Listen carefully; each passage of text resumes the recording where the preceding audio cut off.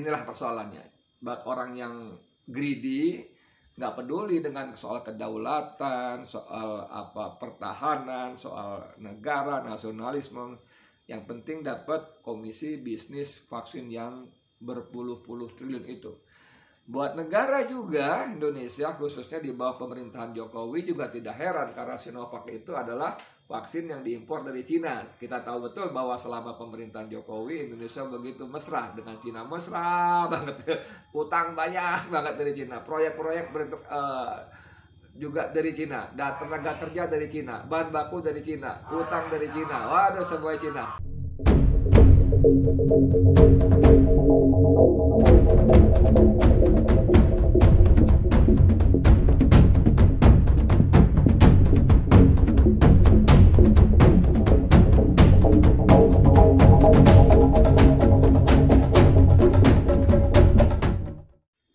Bismillahirrahmanirrahim. Assalamualaikum warahmatullahi wabarakatuh. Saudara, dengan saya lagi Edi Mulyadi dari Forum News Network FNN. Soal vaksin, wis. Vaksin dahsyat sekali. Kita tahu vaksin yang resmi dalam arti sudah dapat green light, lampu hijau dari BPOM, Badan Pengawasan Obat dan Makanan BPOM itu adalah vaksin Sinovac dan vaksin Astra yang kemudian ternyata dalam praktiknya banyak sekali bermasalah. Orang-orang yang sudah divaksin mengalami gejala-gejala yang justru tidak bagus untuk kesehatannya. Kita bahkan hari ini baru baca, atau kemarin bahkan lupa saya, istri Gubernur Jawa Barat Ridwan Kamil sudah divaksin 2 kali, kena COVID juga. Jadi pertanyaannya, ngapain divaksin kalau kena COVID juga gitu kan, bahasa awamnya gitu loh. Orang divaksin kan diberikan bakteri, virus yang udah dilemahkan konon katanya. Nanti virus ini dalam akan mengajari sel-sel yang lain untuk lebih imun dan sebagainya. Gitulah teorinya, saya nggak ngerti. Tapi maksudnya seperti itu. Cuman faktanya ternyata dengan pemberian vaksin ini tidak menjamin. Belum lagi kasus-kasus picky ya, istilahnya picky. Kipi maksud saya, kejadian ikutan pasca imunisasi yang semakin lama semakin banyak. Belum lama juga ada Brimob habis divaksin meninggal. Aduh. Nah, serunya lagi sekarang di tengah vaksin Astra dan Sinovac yang diimpor dari Cina itu beredar kabar bagaimana Dr. Terawan Putranto, mantan Menkes itu kembali mengaktifkan vaksin Nusantara. Ya, top gak? Dan kita tahu bahwa BPOM hingga hari ini belum memberikan green light dengan alasan ini ya kepada vaksin Nusantara sehingga layak untuk kita pakai.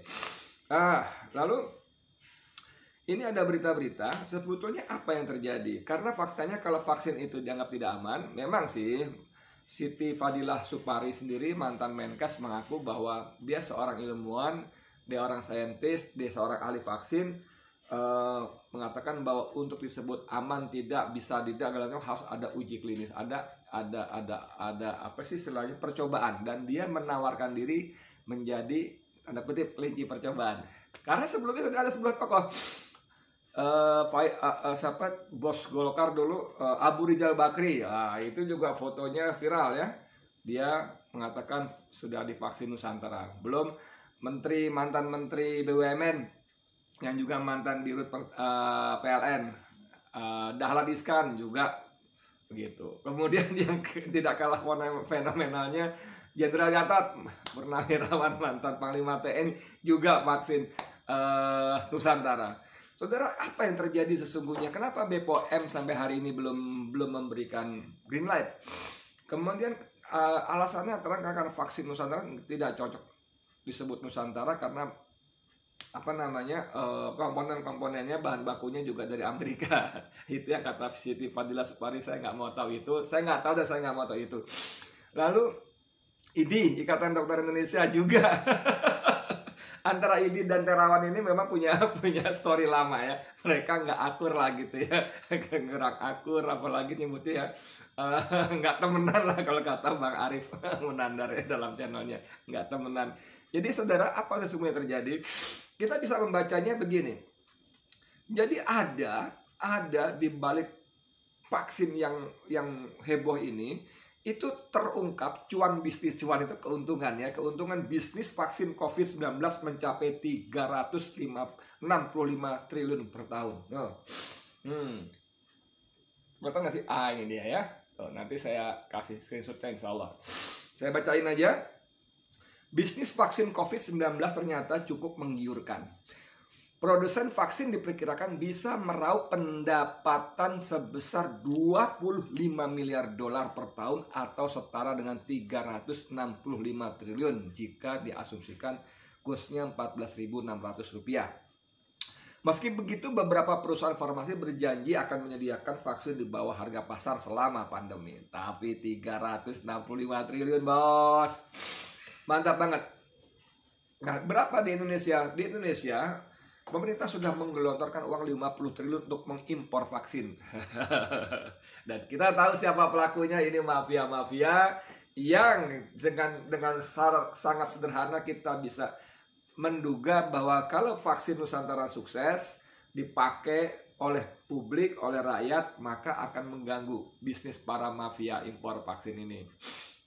Ada beberapa nama besar ya, dan semuanya itu nama besar yang beredar di kalangan atas kita, elit kita. Bahkan seorang menteri dan seorang ketua partai yang punya banyak saluran televisi. Itu konon disebut-sebut sebagai orang-orang di balik impor vaksin itu. Nah, masih soal vaksin, tapi ada lagi. Ini bukan kata saya, tapi kata seorang ahli epidemiolog UI. Epidemiolog UI bilang pemerintah bisnis vaksin. Hal ini terindikasi dari program vaksinasi mandiri dengan kuota yang jauh lebih besar dibandingkan dengan vaksinasi gratis. Ini dari Bisnis Indonesia ya. Nanti insya Allah ada.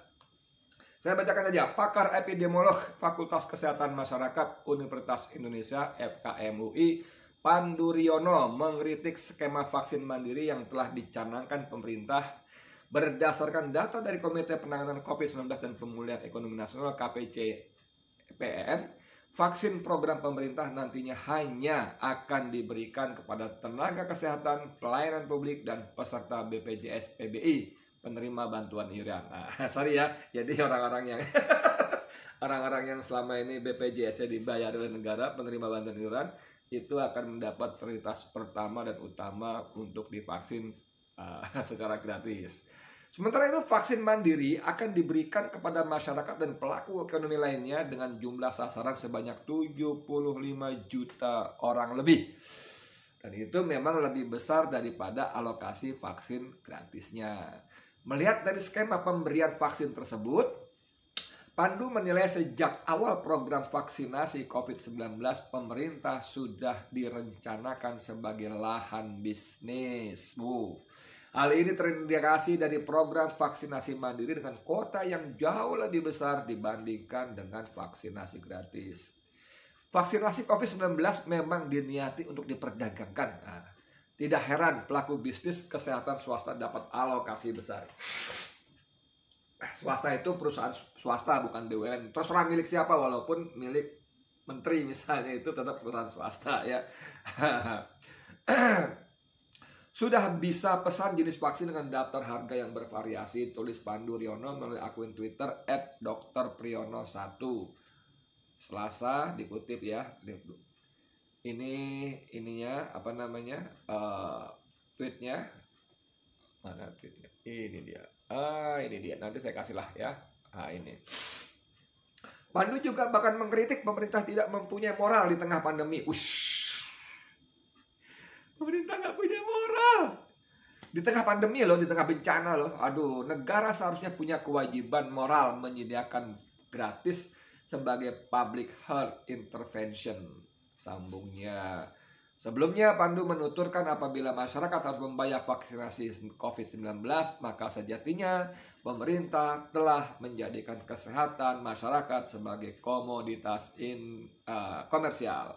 Kalau vaksin untuk atas nama pandemi harus bayar, artinya kesehatan publik itu komoditas komersial. Jadi memang kalau kata Dokter Pandu ini, ya betul, memang. Aduh, mohon maaf sekali ya pemerintah ya, mohon maaf nih. Siapa yang paling bertanggung jawab? Menteri Kesehatan, Satgas Covid, atau siapa ya? Atau bahkan Presiden? Ini memang sorry banget, nggak bermoral ya. Masa di tengah dia masa negara berbisnis dengan rakyatnya sendiri gitu loh. Dan itu dilakukan justru kepada rakyat yang sakit. Justru lebih hebat lagi kepada rakyat yang sakit di tengah pandemi. Aduh, memang Dokter Pandu ini ya nggak salah-salah amat kalau menyebut pemerintah nggak bermoral ya. Aduh, nah kembali ke soal vaksin Nusantara, saudara. Perlawanan ini menjadi unik karena, ini karenanya, karena semua tokoh yang datang untuk divaksin secara sukarela itu di kejadiannya tempatnya di Rumah Sakit Angkatan Darat Gatot Subroto. Kalau itu divaksin di klinik keterawan secara pribadi is oke, nggak masalah gitu ya. Tapi begitu itu divaksin di Rumah Sakit Angkatan Darat Gatot Subroto, kita mesti memaknainya sebagai apa? Perlawanan? Kenapa begitu? Kenapa tentara militer, khususnya Angkatan Darat, tanda kutip melawan pemerintah dalam hal program vaksinasi ini? Kenapa? Ada apa gerangan? Nah, menarik kan? Jadi kalau vaksin ini, saudara, saya coba ingatkan lagi dulu waktu zaman Siti Fadila Supari itu ada, jadi Menteri Kesehatan maksud saya, ada di Jakarta itu ada NAMRU. NAMRU itu singkatan dari Naval, apa sih singkatan NAMRU ini? Naval. Ini adalah unit riset virus milik Angkatan Laut. Saya bacain aja ya. Nanti ketemu insya Allah. Dan NAMRU 2 sempat menjadi kontroversi. NAMRU 2 pertama kali berada di Indonesia pada tahun 1970 untuk meneliti virus-virus penyakit menular bagi kepentingan Angkatan Laut Amerika Serikat. Bagi kepentingan Angkatan Laut Amerika Serikat dan Departemen Pertahanan Amerika Serikat. Aduh. Kontak NAMRU 2, unit riset virus milik Angkatan Laut AS dengan RI sudah habis sejak Januari 2000. Namun pada prakteknya masih berlangsung kegiatan penelitian hingga 2005. Kemudian Menkes Siti Fadila Supari langsung menghentikannya. Dia melarang seluruh rumah sakit mengirimkan sampel ke NAMRU untuk diteliti. Banyak pihak mencurigai keberadaan NAMRU menjadi sarana kegiatan intelijen dengan berkedok riset. Waktu itu memang rame dan kemudian berujung kepada ada atau tidak kaitannya, tapi kemudian Siti Fadila Supari berurusan dengan hukum untuk urusan alat kesehatan kalau tidak salah begitu ya. Saya tidak tahu persis ada hubungan atau tidak, tapi orang banyak mengaitkan begitu. Kembali ke soal vaksin Nusantara yang diteliti, yang diberikan orang-orang tokoh-tokoh bangsa, maksud saya tokoh-tokoh nasional ya, bangsa sama nasional beda banget. Tokoh-tokoh nasional datang ke Rumah Sakit Gatot Subroto, RSPAD, Rumah Sakit Pusat Angkatan Darat Gatot Subroto maksud saya. Ini kenapa gitu loh? Apakah Angkatan Darat juga ngiler dengan nilai bisnis vaksinnya yang di Indonesia saja tidak kurang 50 triliun, atau ada sebab lain? Tapi begitu kita bicara NAMRU tadi, memang menjadi masuk akal bahwa kalau Angkatan Darat ikut cawe-cawe, bahkan ada semacam perlawanan tanda kutip tadi, maka ini memang tidak mau tidak terkait dengan yang namanya kedaulatan negara, saudara. Dan itu tidak aneh ketika belum lama Joe Biden, Presiden Amerika Serikat, menggelar rapat khusus tentang vaksin ini. Tempatnya dia bukan di White House, bukan di Capitol Hill, bukan di ruang bundarnya Presiden Amerika, bukan, tapi di Pentagon, saudara. Pentagon itu kalau di kita semacam silangkap lah, markas besarnya Angkatan Tentara TNI. Itu. Jadi memang disinilah persoalannya. orang yang greedy, nggak peduli dengan soal kedaulatan, soal pertahanan, soal negara, nasionalisme. Yang penting dapat komisi bisnis vaksin yang berpuluh-puluh triliun itu. Buat negara juga, Indonesia khususnya di bawah pemerintahan Jokowi juga tidak heran karena Sinovac itu adalah vaksin yang diimpor dari Cina. Kita tahu betul bahwa selama pemerintahan Jokowi, Indonesia begitu mesra dengan Cina, mesra banget, utang banyak banget dari Cina, proyek-proyek bentuk juga dari Cina, dan tenaga kerja dari Cina, bahan baku dari Cina, utang dari Cina, waduh semua Cina, mesra banget. Dan itu memang cukup mengganggu Amerika yang selama ini punya dominasi hegemoni kepada Asia khususnya di Indonesia. Jadi kalau vaksin Nusantara kemudian moncer, walaupun secara hukum ya, secara legitimasi ada di tangan BPOM, Kemenkes dan ID masih belum clear betul lampu hijaunya, ya kita bisa pahami bukan mustahil bahwa institusi tadi berusaha menjegal begitu rupa, walaupun Terawan boleh merasa sedikit aman karena dia adalah tentara juga. Jangan lupa Terawan itu tentara. Terawan itu tentara, mayor jenderal kalau nggak salah terakhir walaupun dokter, dan dia semuanya bergerak di RSPAD, Rumah Sakit Pusat Angkatan Darat Gatot Subroto. Bagaimana akhirnya kita akan tunggu, tapi memang satu hal yang membuat kita miris, prihatin, bahkan marah seperti kata Dokter Pandu tadi, pemerintah sudah berbisnis dengan rakyatnya yang sakit di tengah masa pandemi untuk kepentingan oligarki tadi. Aduh, entah sampai kapan pemerintah kita mau bertindak secara benar melayani rakyatnya. Ngeri. Oke saudara, dari saya sekian, Edi Mulyadi untuk FNN. Assalamualaikum warahmatullahi wabarakatuh.